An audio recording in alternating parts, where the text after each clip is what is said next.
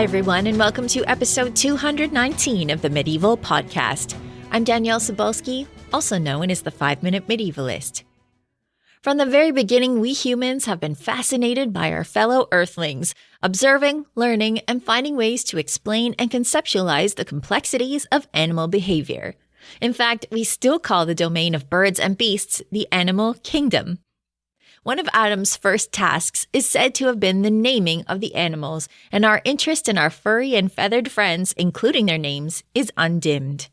Enter friend of the podcast, Dr. Hana Videen, and her new book, The Deorhord. You may remember Hana from her episode last year where she introduced us to some very familiar as well as unfamiliar words in Old English as we discussed her first book, The Word Hord.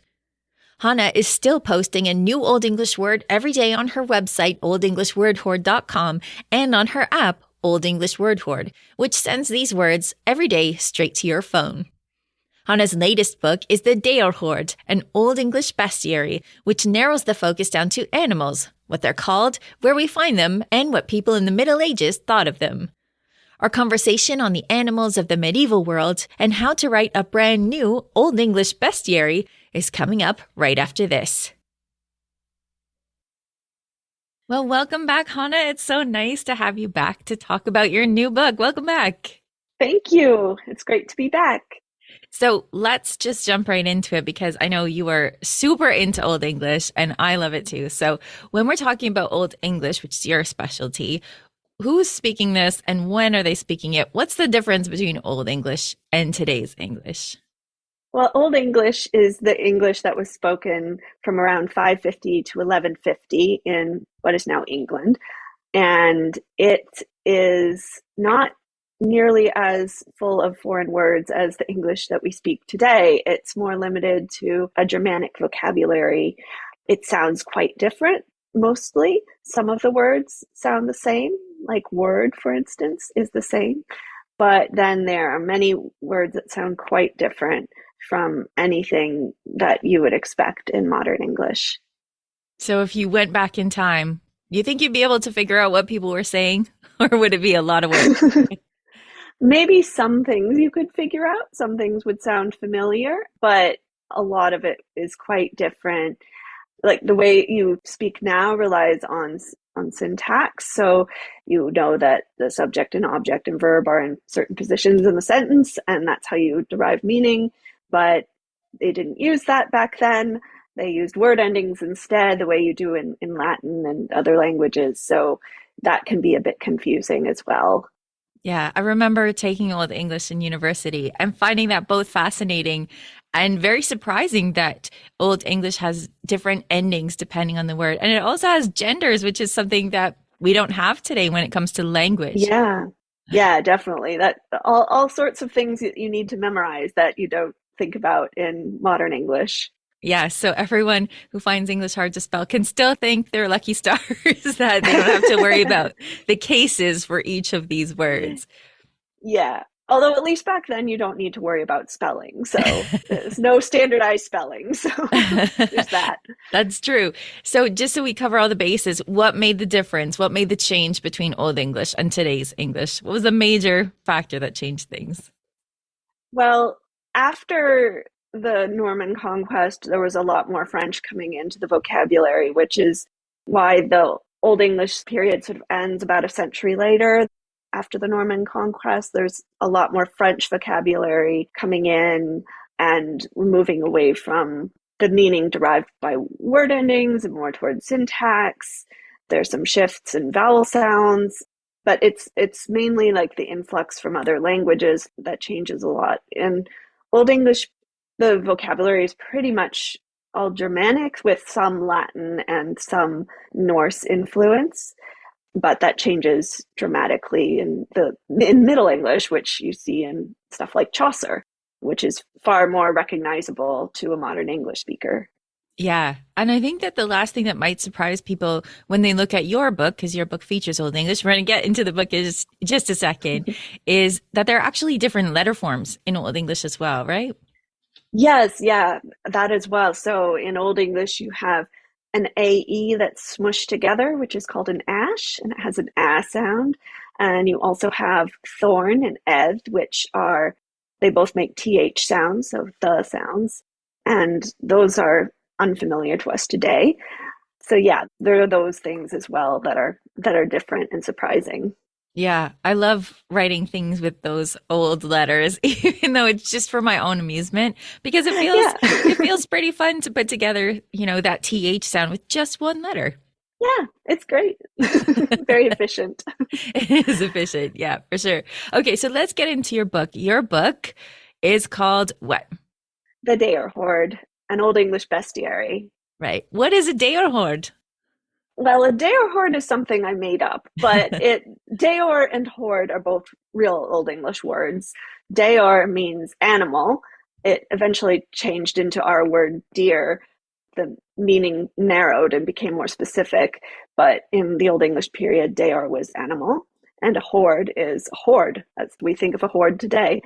And I based the title of the book on the compound word horde, which is an actual compound in Old English, which is a poet's collection of words and phrases that they draw on when they're reciting poetry. And so I thought of calling my book a Deorhord, since it's a horde of animal stories so that you can draw upon like interesting Old English animals. And I call it an Old English bestiary. A bestiary is a book of animal lore that was a kind of bestseller during the Middle Ages, but there aren't any Old English bestiaries. So I thought I'd write one. And yeah, that is the result. So there were bestiaries floating around. Where would you find them? If they weren't in Old English, where would you find them back in the day? They were mostly written in Latin back then. There is evidence that there was a book of animals in England at the time, although it was written in Latin and we don't actually have the book. It's just written on a list of books that, an abbey had. So none in England, but there were bestiaries in other parts of Europe at the time, mostly Latin. Yeah. And people are still speaking Latin and doing stuff in Latin, doing their scholarship in Latin and English at the time, but nobody thought to just translate it. So that's your job, right? Yeah. Yeah. So in a classic bestiary, what would you find? So you would find lots of stories about different animals. Usually they'd start with land animals, moving to sort of water animals and other types of animals, but there's a certain collection that it would usually include. And these stories would have some descriptions about what the animals do, and they'd often link these descriptions to allegorical tales, especially drawing on ideas from the Bible and trying to connect them with those lessons. And there'd often be illustrations as well, varying degrees of accuracy or, a luxury as well. Some were really elaborately illustrated, others are a little simpler. But yeah, you would get a collection to draw upon when you're teaching your moral lessons to people. Yes, yes. And these are some of those funny illustrations that you find all over the internet of animals. Often these come from bestiaries. Yes. So one of the goals for classic bestiaries, and then something that you've put in your own, was to explain etymology. So why did you want to work with etymology? And first of all, for the people who don't know this word, what is it? So an etymology is where a word comes from. So some modern English words we know come from Latin or Greek or whatever. And that, we can look at what their meaning was, and that tells us a bit about the word now.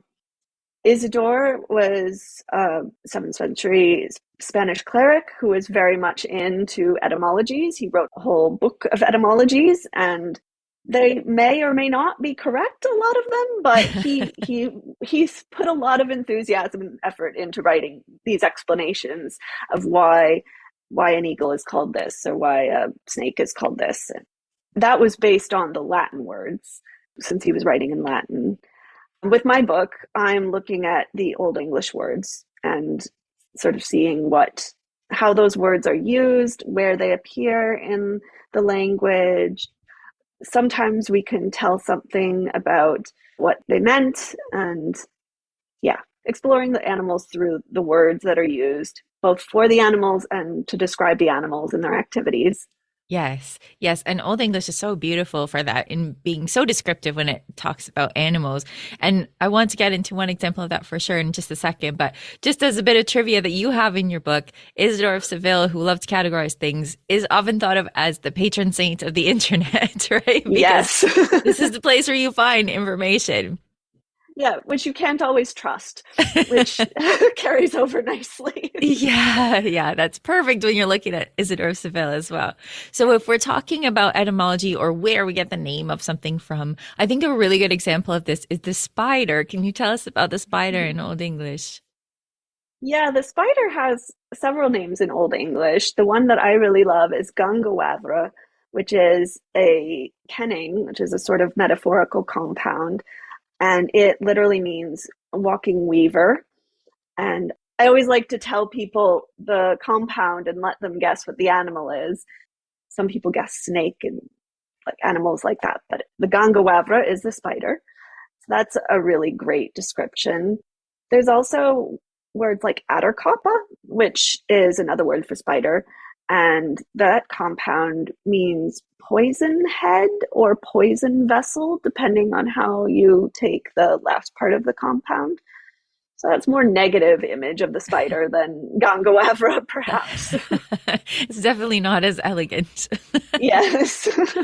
Someone So, who didn't like spiders as much came up with that one, I think. yeah, and I think as we get into more animals, we'll be able to see how the ideas that people have around animals really changes how they're put into a bestiary. But Yes. now we know a little bit about the origins of bestiaries, what are in them.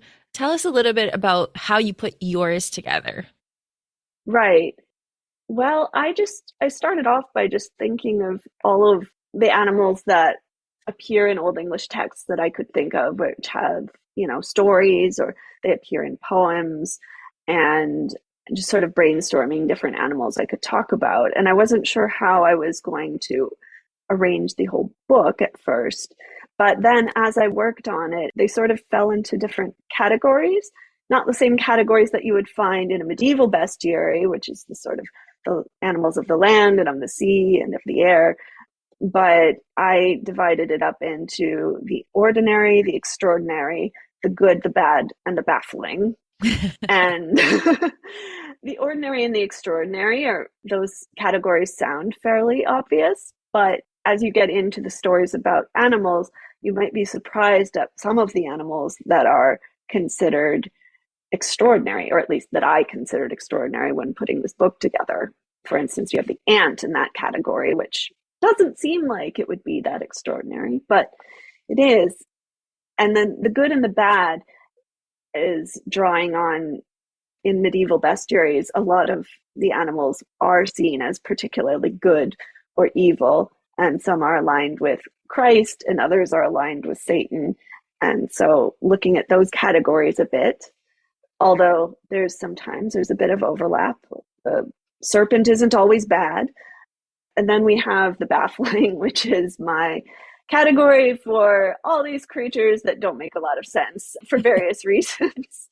So either we don't have enough description to really tell us what it is, or the description we're given doesn't make sense. It doesn't really sound like any animal, or some of the animals are from riddles, and so the meaning was purposefully obscured, and we can guess at what they are supposed to be, but the Old English riddles don't have solutions written down with them, so you can only guess what they are.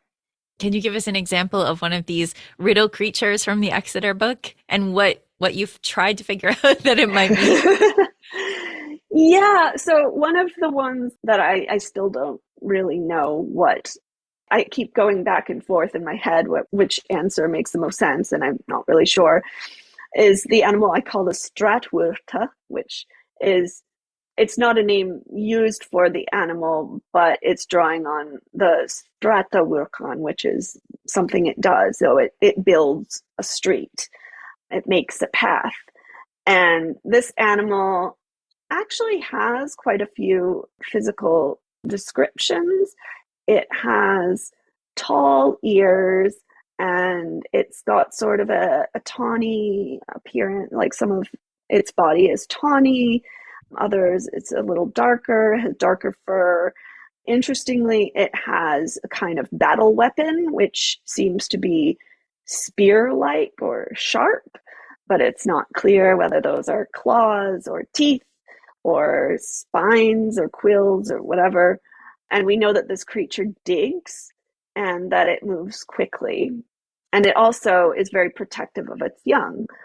So there are a lot of different theories on what this animal is. One of the earliest solutions that scholars came up with was the brock or badger, but there have been other solutions like the fox and the weasel, which is wesla in Old English. Fox is just fox in Old English, so that's a word that hasn't changed. And then some other ideas which are quite interesting, the eagle, which is a hedgehog, and even the mara eagle, which is a porcupine. So lots of different theories. I'm often torn between a couple of them, but kind of leaning towards eagle, but sometimes going back to brock. I'm not sure. So anyone who deals with the Exeter book riddles has my mad respect because I cannot figure out what these riddles mean. So, kudos to you for working with this and figuring out, a best guess as to what it could be. Yeah. Well, it's only from reading what other scholars have written about these riddles that I like, these aren't my solutions. These are solutions that Old English scholars have come up with over the centuries, really, and have argued with each other about what they think they are. So, yeah. I imagine that is something that must, wherever the author of the Exeter book is, must give them untold pleasure just knowing that for 1,000 years, people have been wrestling with these things. So what other sources did you use to collect these animal stories? So I used a couple of the riddles from the Exeter book. I used some full-length poems that are about different animals. Like there's a full-length poem about the phoenix and one about the panther. Some of the animals, it's more bits and pieces from different sources. So they might show up in poetry, but also in sermons or homilies, even prognostic texts. So books that are interpreting your dreams, they show up in some of those. Also looking in leech books, so the medical texts of the time. Sometimes they're included as ingredients, and other times there might be a remedy for dealing with these creatures. So, how to keep a wolf away from you when you're traveling, or how to deal with a spider bite, these kinds of things. Oh, and saints' lives, of course. I'm forgetting saints' lives. There's lots of animals in those, and the animals in those are often helping the saint in some way. I love those. I think one of the ones that you just mentioned, especially if we're talking about saints' lives and a religious context to the way that people talk about animals. I remember coming across a bestiary and being surprised by the panther. Can you tell us about how the panther has a religious significance? Because I did not expect that at all.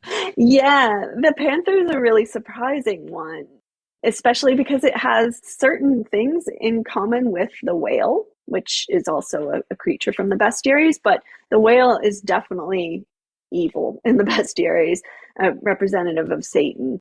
It has the power to draw people to it with its breath, which doesn't really make sense because it's a whale, but never mind that. It has a sweet breath that attracts fish into its mouth and then it swallows them. So you can kind of see what the symbolism there is. It also attracts people, attracts sailors to its bag who think it's an island. And then once they anchor on the island and start their campfire, then it dives down and they all die. But the panther also has a sweet, tantalizing breath that draws creatures to it. But when the story of the panther was sort of put into a Christian context, that was made into a good thing. So it's actually Christ drawing people to him with his word.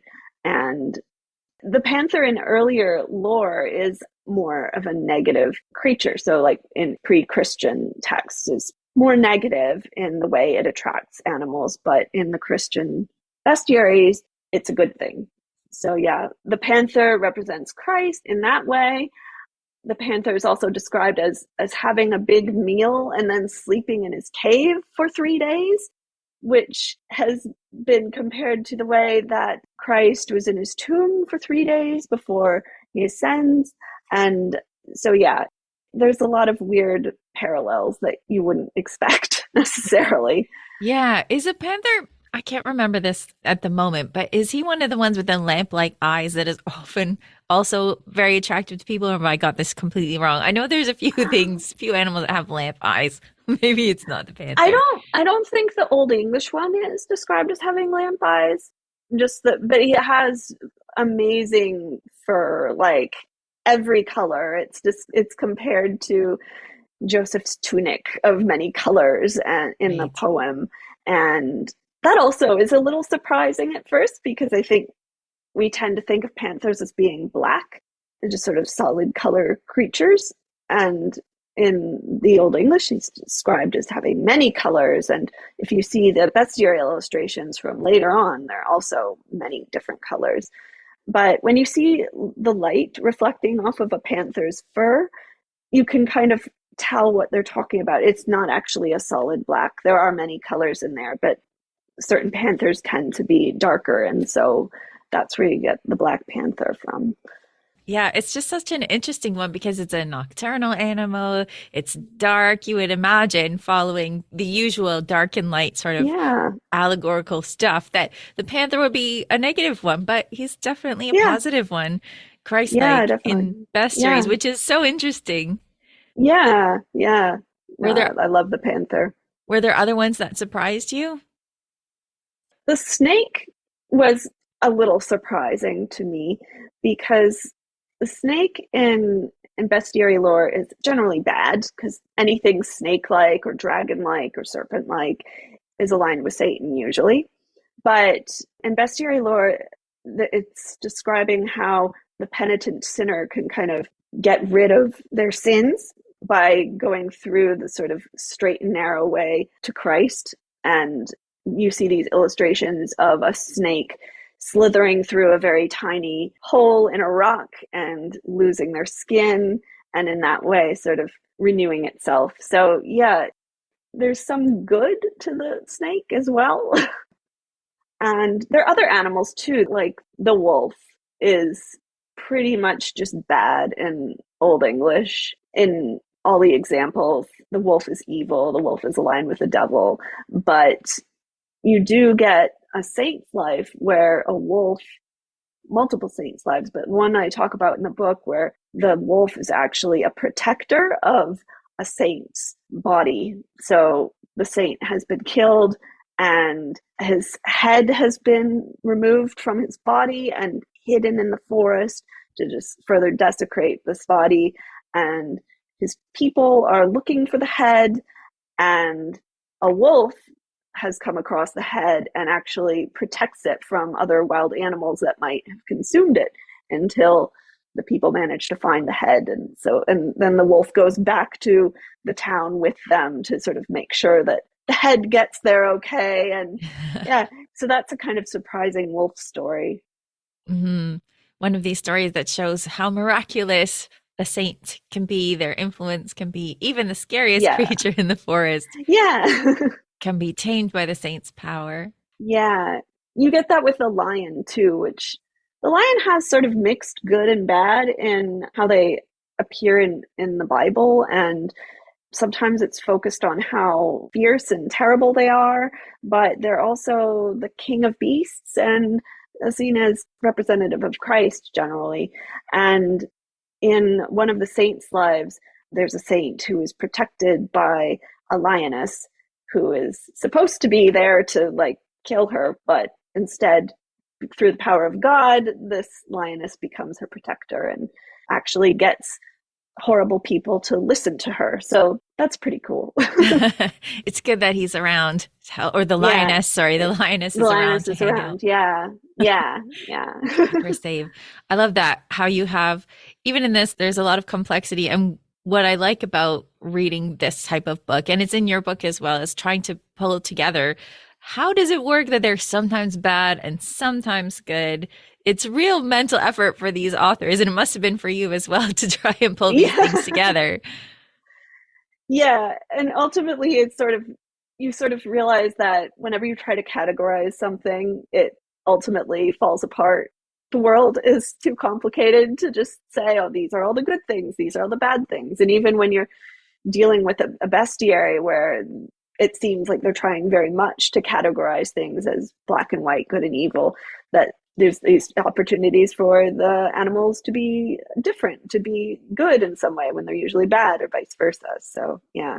Yeah, well, And speaking then of, there's oh sorry, and then there's some that just don't seem to align with either. They're just kind of random. So yeah. well, I was going to say, speaking of defining categories, you have some animals in here that are not of this world, but they were expected to be of this world back in the day. So you have phoenixes, you have dragons. What is their place in the medieval world's concept of animals? Yeah. Well, I'm never sure too, like how much we're supposed to think that people believed that dragons existed back then, or whether it, I mean, sure, people told stories about them, but did people actually expect to see dragons? I don't know. But yeah, they're definitely more fantastical creatures like that. And the phoenix is one that lives far away in a place that people can't ever see. So that's convenient. The dragons show up in more sort of places that are close to home. So that's quite interesting.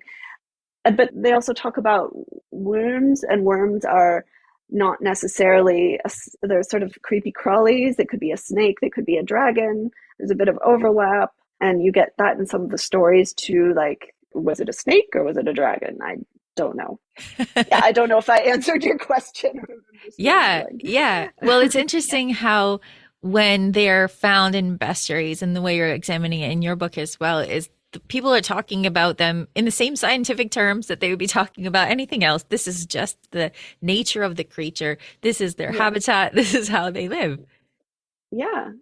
You get some other fantastical creatures too that are less familiar to us now, like in the Alexander's letter to Aristotle and the Wonders of the East, which are translated into Old English. You get creatures that are more familiar to us, like the griffin, or griffus is the Old English word for it. But then you get ones like the moonhead and the teeth tyrant, which have not sort of made their way down into fantasy literature of the 21st century the same way. And that's quite interesting because they appear in texts that are supposed to be sort of travel logs. And so presumably somebody saw them. These are not just, I don't know, stories or poems that could possibly be more fantastical. And there's descriptions of them. And it makes you wonder, what were they talking about in this text? Yeah, I think you initially, if you're just dipping your toe into the Middle Ages, especially places like England, it might be surprising to see that there are so many references to African animals, for example, ones that you never find in England. So Yeah. where are they appearing in Old English works? What's the context? Why are they there? Yeah. Well, animals like the lion, the elephant, and camels, and all sorts of things that you wouldn't find in England, they appear in texts that originally came from other places. So, translations of saints' lives, where the saint lived in, northern Africa or in the Middle East or some other place where you might actually see these creatures, or you get them in the stories about Alexander the Great traveling. He went to faraway places, maybe somewhere in India, maybe somewhere in Africa, the Middle East, and he saw these creatures. You also get them in translations of the Bible, since there are a lot of creatures in there that wouldn't be in England. So, yeah. And people would know what these are because they would have seen depictions of them, even if they hadn't seen one in person. Some people might have seen an elephant or a camel in person if they had gone on a pilgrimage or something. People traveled more in the Middle Ages, I think, than people assume. So it wouldn't be impossible for them to see these creatures. Yeah, I think it's important to remember that these ideas are coming from all over the place, and it's not Yeah. weird to know of an elephant if you're living in northern England, for example. You've heard of Yeah, an yeah, elephant. It's been mentioned, but trying to yeah. draw one is a different story. Yeah, and that's the really funny thing about the bestiary artwork, I think, is because at first I thought I was more of the mind of, oh, they must not know what they look like. And so that's why some of the elephants are just absolutely mad looking. Like they don't they don't make any sense. And so I think a lot of people see that and they think, well, this person never saw an elephant, so that's why it looks like that. But then you get animals like spiders that are drawn in really strange ways. They look like tiny dragons, for instance. And I mean, spiders live everywhere. So Hmm. it seems inconceivable that the person who drew it didn't know what a spider looked like. So then you have to wonder, was that a stylistic choice? Were they trying to depict it in a certain way? Were they just bad at drawing? Who knows? Some spiders are definitely as scary as dragons, I think. I would draw it as a Yeah, that is dragon. true. That is true. Maybe it was just the artist trying to depict how they felt about the spiders. So, yeah, Yeah, making it a little scarier. right? So you can explain to people why you ran away from it. It looked like Yeah. this. Yeah, it had wings, it was breathing fire. That's right. Yeah. It was Yeah. scary. And it Yeah. was in the bathtub. Yeah. So Exactly. you mentioned Alexander's letter to Aristotle and you mentioned the wonders of the East. And this is kind of where you end the book talking about creatures that are far away and often humanoid. So why did you bring humans and half human creatures into a book about beasts? It sort of made sense to me at the end because I've been going through this book and trying to categorize all these different animals in different ways, with the good, the bad, the baffling, the ordinary, and the extraordinary, and sort of seeing how those categories don't always work. It made sense to me to sort of examine the category of Deor itself and think about what that means. And so I spend the epilogue of the book sort of looking at humans that take on sort of animal like qualities or some humanoid things that we're not sure how human are they, how animal like are they. They might have tusks and long hair, or they might eat grass. And what do these qualities make them? Are they man or are they deor? And then I end with the example of St. Christopher, who's a really interesting halfhunding, which is a half hound. So someone with the head of hound and the rest of the body is human. And how interesting it could be that a creature like that, not only is he considered human, but he is saintly. I love Yeah. this that Yeah. story of Saint Christopher as a dog head. I love that. Yeah, I love it too because it's not the story that I think people come into contact with so much nowadays. There's more the story of Christopher carrying Christ across the water. You don't see depictions of Christopher the dog head as much, and so it's interesting that was the story that got told in this time period. I thought it was very elegant how you drew all that together. I mean, as a writer, I really appreciate how you drew this back together because your book is all about speech and the way that words are built together. And St. Christopher's story is about speech at its heart, right? So can you tell us about Hmm. speech and St. Christopher? Yeah, so when he has a dog head, initially, he doesn't have the power of speech. That's something that God grants him later. And the reason God grants it to him seems to be because God knows that his soul is in the right place.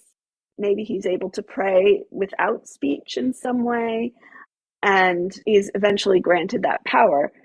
Even when he still has the dog head doesn't change into a human head, but he is able to speak, and that gives him another level of humanity. It makes him also able to practice his Christianity more and in being able to pray out loud to God. That's sort of how I finish with talking about him. Yeah, well, it's important because if you're trying to categorize what makes a beast, speech is one of the Yeah, things that people cite as this makes us human. And it's interesting when we think about the old speech that we are using and yeah. how speech relates to animals in general. So I thought it was a beautiful way to end this book. Oh, thank you.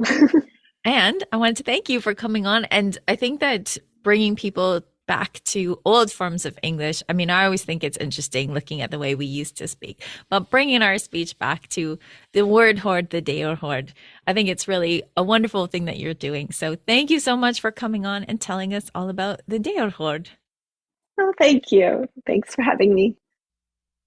To find out more about Hana's work and how to support it, you can visit her website at oldenglishwordhorde.com or download the Old English Word Horde app.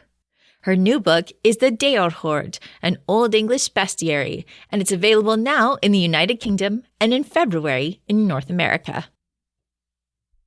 Before we go, here's Peter from medievalist.net to tell us what's on the website. What's up, Peter? Hey. Well, the news this week is Chibabuwi and his artwork that was discovered in 2019. If you can recall way back then, it seems like 20 years ago, someone discovered a piece of his in their kitchen. And Right. it was supposed to be sold for like 4 to 6 million euros, wound up selling for 24 million euros at auction. But that's not the end of this story. The French government said, you can't take it out of France. Let the Louvre try and buy it. And this week, they announced they have successfully finished the purchase of that painting. It was called The Derision of Christ. Lovely little work from about the 1280s. And it's going to go on display in the spring of 2025. Wow, that's going to be nice for people to have a look at a new painting from back in the day. Yeah. We don't get too many medieval paintings popping up, and that's not from the kind of this proto-Renaissance master. So really good stuff. Nice. So we've got that. Plus, we have a news piece about the Adriatic Sea and why it was called the Gulf of Venice for quite a bit. Interesting kind of debate that was taking place on maps between the 13th and 19th century, where the Venetian influence, it was kind of like the Adriatic Sea was becoming like a Venetian lake almost. And they were starting to call it the Gulf of Venice. And that played out on medieval and like early modern maps. I found it very interesting. I don't know if the audience will, but we have a piece on that as well. And speaking of maps, people can get maps on Patreon now, right? Indeed, our Patreon shop is expanding. We're adding maps from Tina Ross, and we're also adding books, including we've got one of yours that's just come out, How to Defeat Your Comic Book Nemesis. Yes. Well, it hasn't just come out. This is a few years old. It's been up on my website for a bit, but it's just coming out on Patreon. Yes. Indeed. This is following the guidelines that I've outlined in How to Survive the Zombie Apocalypse, but this is applying it to your comic book nemesis. So how can you use medieval information, medieval technology to defeat a comic book nemesis if you happen to be sucked into a comic book or a superhero movie? Indeed. And I just finished watching season 2 of Loki, so I'm all about the comic books right now. Perfect. There you go.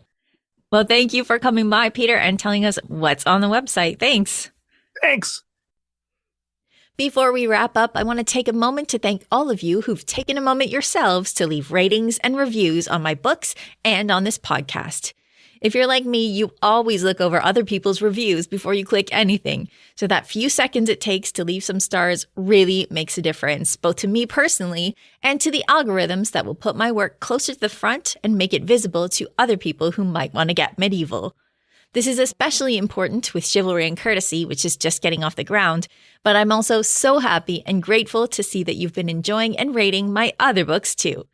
It may seem like a small thing, but it really helps me as an indie on the business side of things, and on tough days, I can see that my work is making an impact. So thank you to all of you who have left ratings and reviews. You are very appreciated. Thank you also to all of you who support this podcast and other indie historians through medievalist.net's Patreon page. As you know, patrons have access to all sorts of amazing stuff like subscriptions to the Medieval Magazine and Medieval World Magazine, a book club, and ad-free versions of medievalist.net and this podcast. Without your patronage, the Medieval Podcast wouldn't exist, so thank you. To get in on all the action, please visit patreon.com/medievalists. For everything from Deor to Gondor, follow medievalist.net on Facebook or Twitter at Medievalists. You can find me, Danièle Cebulski, across social media at 5MIN Medievalist or 5 Minute Medievalist. And you can find my books at all your favorite bookstores, where you can now get hold of Chivalry and Courtesy, Medieval Manners for a Modern World, in hardcover and ebook, and soon to be audiobook. Our music is Beyond the Warriors by Geefrog. Thanks for listening, and have yourself an awesome day.